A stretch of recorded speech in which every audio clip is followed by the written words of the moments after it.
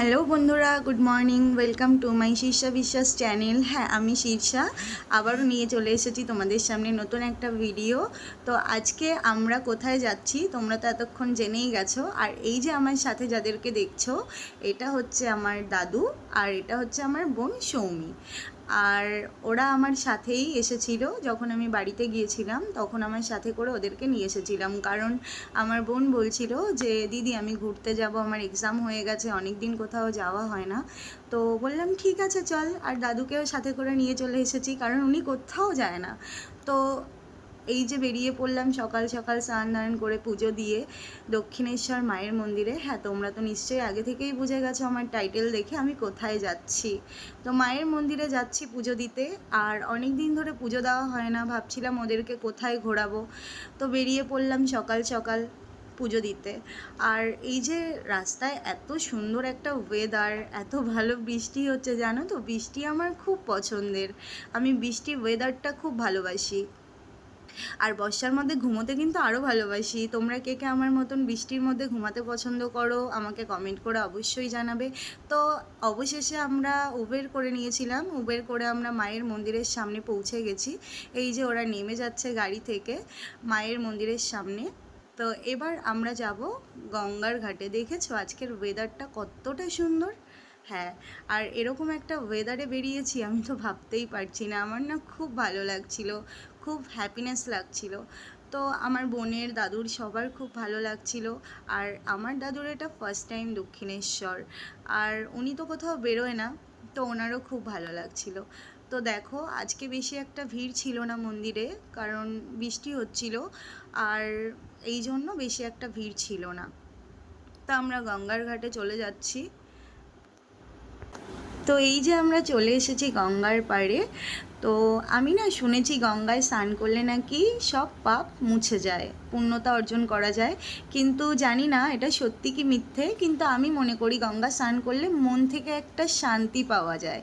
তো আমি আজকে স্নান করিনি, বা আমাদের কেউ, আমার বোন দাদু কেউ আজকে স্নান করিনি।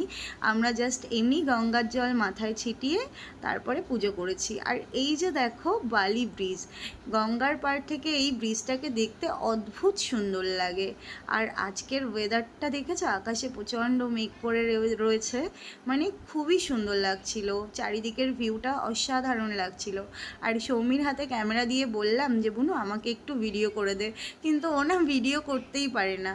অ্যাটলিস্ট আমরা এই দোকানে চলে আসলাম মায়ের জন্য ডালা নিতে। তো সৌমি দাদু একটা ছোট ডালা নিয়েছিল আর আমি একটা বড় ডালা নিয়েছিলাম, কারণ আমার না একটা মানসিক ছিল যে মায়ের মন্দিরে পুজো দেব, তাই জন্য একটা বড় ডালা নিয়ে নিয়েছিলাম। তারপর আমরা ভেতরে তো আর ক্যামেরা করতে পারবো না, কারণ মন্দিরের ভেতরে ক্যামেরা অ্যালাউ নেই। আর মায়ের মন্দিরে গিয়ে ফটো তোলা আমার নিজেরও পছন্দ নয়। তারপর আমরা পুজো দিয়ে দিলাম। আর আজকের না পুজোটা খুব তাড়াতাড়ি হয়ে গেল, কারণ কোনো লাইন ছিল না, ভিড় ছিল না।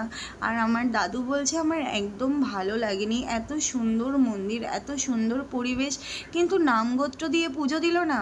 এটাই আমার দাদুর খুব মনটা খারাপ হয়ে গেছিলো। তো যাই হোক, সমস্ত কিছু সব জায়গায় সম্ভব হয় না, তো চাইলেও পসিবল হয় না। তো এই যে আমাদের পুজো দেওয়া হয়ে গেল, তো আমরা ভাবছিলাম যখন বেরিয়েছি তখন একেবারে বেলুড় মঠটাও ঘুরে আসবো। আর জানো তো পুরো মন্দিরের ভেতরেও যখন আমরা ছিলাম তখনও বৃষ্টি হচ্ছিল, তো তখন আমরা হালকা হালকা ভিজে গেছিলাম। আর এই যে আমরা বেরিয়ে এখন বেলুড় মঠের দিকে যাচ্ছি, কিন্তু যতই বৃষ্টি হোক না কেন খুব ভালো লাগে। তো এখানে প্রচণ্ড বৃষ্টি হচ্ছে, যার জন্য তোমাদের পুরো ভিডিওটা শেয়ার করতে পারিনি। এখন আমিও যাচ্ছি, আমাদের লঞ্চ 5 মিনিটের মধ্যেই আছে। আর লঞ্চের টিকিটটা আমি কেটে নিয়েছি। দুঃখের বিষয় ছাতাটাই আনতে ভুলে গেছি, কারণ ঘরের ভেতর থেকে না বুঝতে পারছিলাম না যে বৃষ্টি হচ্ছিল। এত সুন্দর বৃষ্টি হচ্ছে কিন্তু ভালো করে ভিডিওই করতে পারছি না বৃষ্টির মধ্যে।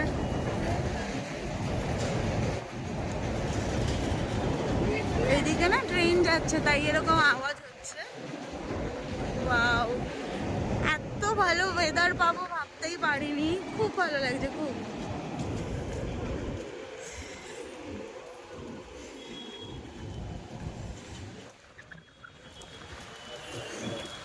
সৌমি কেমন লাগছে বৃষ্টিতে ভিজে ভিজে? ভালো? কেমন লাগছে দাদা? ভালো। হ্যাঁ, এটা কোন ব্রিজ তোমরা সবাই কমেন্ট করে আমাকে জানাবে। হ্যাঁ,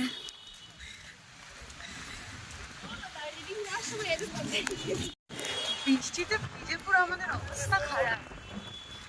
লঞ্চের টাইমও হয়ে গেছে, একটা ভালো করে রিলসও শুট করতে পারলাম।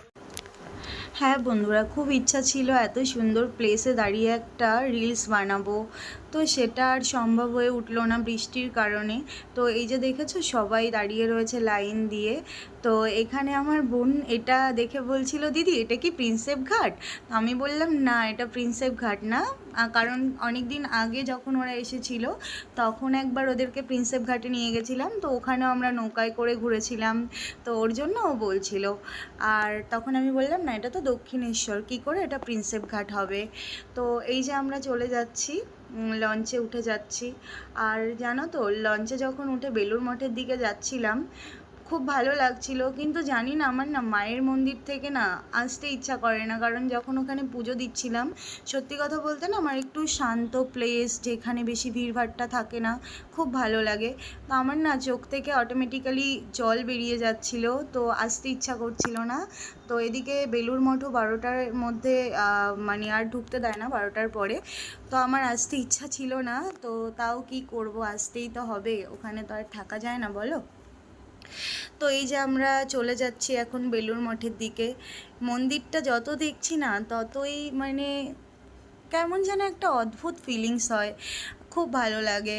আর দাদুকে যখন বললাম, দাদু বলল আমারও খুব ভালো লাগছে, আমি এই প্রথমবার, কিন্তু এত বৃষ্টির মধ্যে তুই আমাকে কেন নিয়ে আসলি?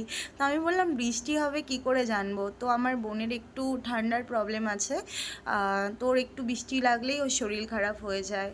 তো আমি বললাম যে দেখ না, এই যে বৃষ্টিতে পুরো ভিজে গেছিস না, কিন্তু মায়ের কাছে এসেছিস তো তোর কোনো শরীর খারাপ হবে না। সত্যিই তাই, আমরা মিনিমাম 4-5 ঘন্টা ভিজে গায়ে ছিলাম, কিন্তু বিশ্বাস করো বন্ধুরা আমাদের এক ফোঁটাও শরীর খারাপ হয়নি, না জ্বর হয়েছে না ঠান্ডা লেগেছে। আর এই যে বেলুড় মঠে চলে আসলাম, তোমরা দেখতেই পাচ্ছ, আর আমার বোন সৌমি বাড়িতে ভিডিও কলে কথা বলছিল। আর বেলুড় মঠের ভেতরে আমরা ভিডিও করতে করিনি। আর এই যে আমরা যাচ্ছি বেলুড় মঠে না ভোগ দেয়, ভোগটা আমার খুব ভালো লাগে। তো আমরা ওখানে গিয়ে কুপন কেটে এই ভোগের যেখানে ভোগ দেয় সেখানে যাচ্ছিলাম। এখানকার ভিউটা একবার দেখো কতটা সুন্দর। তো এখানেও ভিডিও করতে দিচ্ছিল না, তো তারপরে দেখলাম সবাই ভিডিও করছে, আমিও করে ফেললাম। তো দেখো কতটা সুন্দর গঙ্গাটাকে দেখতে লাগছে, এদিকের পরিবেশটা কত সুন্দর, ফুল গাছ, আর শীতকালে আরও সুন্দর লাগে। তো আমরা এখান থেকে সোজা চলে গেলাম বেলুড় মঠে যেখানে ভোগ দান হয় ওই জায়গাটাতে চলে গেলাম। কিন্তু এই জায়গাটায় না মনে হচ্ছিল দাঁড়িয়েই থাকি, কিন্তু কতক্ষণ আর দাঁড়িয়ে থাকবো, বাড়িতেও তো ফিরতে হবে না। তো এই যে চলে আসলাম, আর এখানে এই বিল্ডিংটা আরও রেডি হচ্ছিল, ডেকোরেশন হচ্ছিল, কাজ কমপ্লিট হয়নি এখনও। আর এই যে আমরা বলতে বলতেই চলে আসলাম বেলুড় মঠের ভোগদানের স্থানে।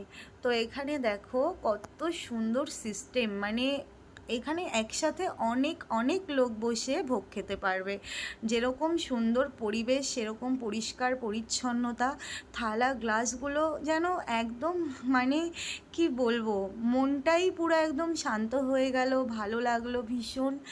আর এখানে দেখো এই চেয়ারগুলো দেখেছো, চেয়ারগুলো কিন্তু পুরোটাই স্টিলের থালা দিয়ে চেয়ারটা তৈরি করা, মানে প্রচণ্ড সুন্দর। আর এখানে পুরো আমি ভিডিওটা শেয়ার করতে পারলাম না, কারণ ওই পরিবেশে ভিডিও করাটা ঠিক ছিল না, তাও আমি অল্প একটু খিচুড়ি ছিল আর অনেক কিছু ছিল। তো কথা বলতে বলতে পুরো ভিডিওটা তোমাদের সাথে শেয়ার করে ফেললাম। আর এই ব্রিজটা কোথায় বলো তো? হ্যাঁ, তোমরা অনেকেই বুঝতে পারছো, আমাকে কমেন্ট করে জানাবে এই ব্রিজটা কোথায়। আর ভিডিওটা বেশি বাড়ালাম না, কারণ বাড়ি পর্যন্ত আসা দেখালাম না, পুরো ভিজে গেছিলাম, ফোনটা হ্যাং করছিল, ফোন ভিজে গিয়েছিল, আর ফোনে চার্জও বেশি ছিল না। তো এখান থেকে আমার ঘরে আসতে মাত্র 20 মিনিট সময় লাগে। তো রাস্তাও বেশি জ্যাম ছিল না, বাড়িতে চলে এসেছিলাম। আর এরপরে আবার আসবো অন্য কোনো দিন নতুন কোনো ব্লগ নিয়ে। আজকের ব্লগটা তোমাদের কেমন লেগেছে আমাকে অবশ্যই কমেন্ট করে জানাবে। আর সবাই ভালো থাকবে, সুস্থ থাকবে, সাথে থাকবে, পাশে থাকবে। আর যারা যারা আমার চ্যানেলটাকে এখনও সাবস্ক্রাইব করোনি তারা অবশ্যই কিন্তু চ্যানেলটাকে সাবস্ক্রাইব করে দেবে, হ্যাঁ, আর লাইক করে দেবে। বাই।